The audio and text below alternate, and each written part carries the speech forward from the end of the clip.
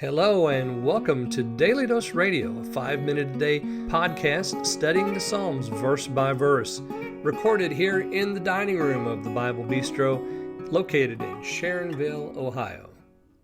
Hey there friends, welcome back to Daily Dose Radio here in the Bible Bistro. Today in the Bible Bistro we're going to look at Psalm 50. Now we're going to do this all week. This one's a little bit longer. It's 23 verses, and usually I'd like to break that up, but we're going to look at all 23 verses because I think we need to try to keep it together as a package and try to do it in a week's time because it just works better that way, I think. This is the grand marshal in the parade of human literature. This is more than that. It is the inspired by the Holy Ghost. It is the height of human creativity. It is the beauty of art. It is one of the most significant literary achievements that any man could ever create. This is Psalm 50. It is penned by Asaph. You'll notice if you have an introduction there, it says a psalm of Asaph. Asaph is found several times in the Old Testament. We find him principally in 1 Chronicles and 2 Chronicles. In 2 Chronicles 29, he's called a seer. His name is also found in Nehemiah chapter 12.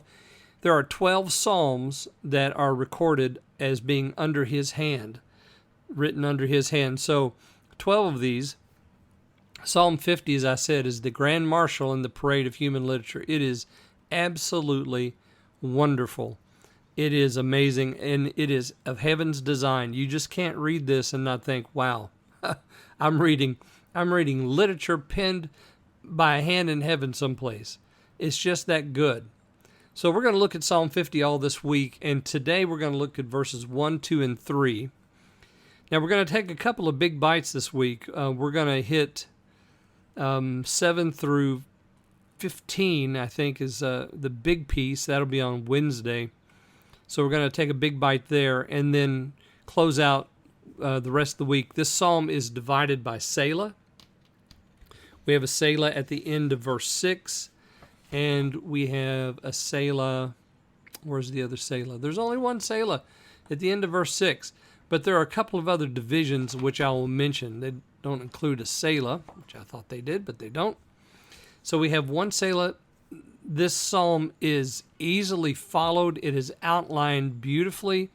It is powerful. It punctuates its message with its own design.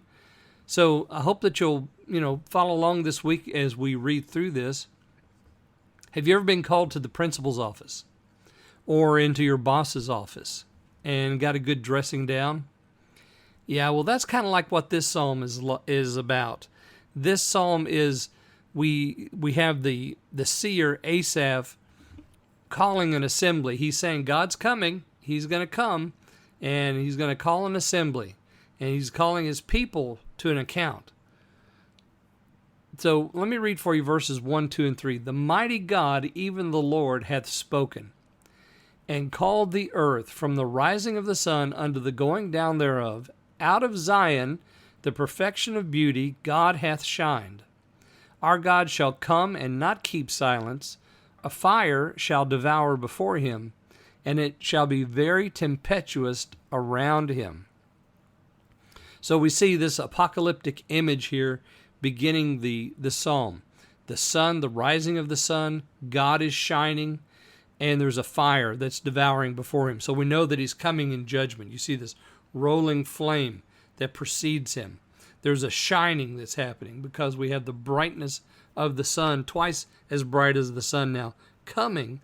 And he is calling the earth, and everyone's going to come and be a witness because he's going to judge his people. We're going to find out about that tomorrow in verse 4. So all of this is setting the scene for us of this great judgment scene that God is going to bring his people into. All right, well, next time we'll read verses 4 through 6 here on Daily Dose Radio. Thanks for listening to Daily Dose Radio. For more fresh and delicious Bible studies, podcasts, books, and more, check out the Bible Bistro online and on YouTube. Join me again next time for Daily Dose Radio.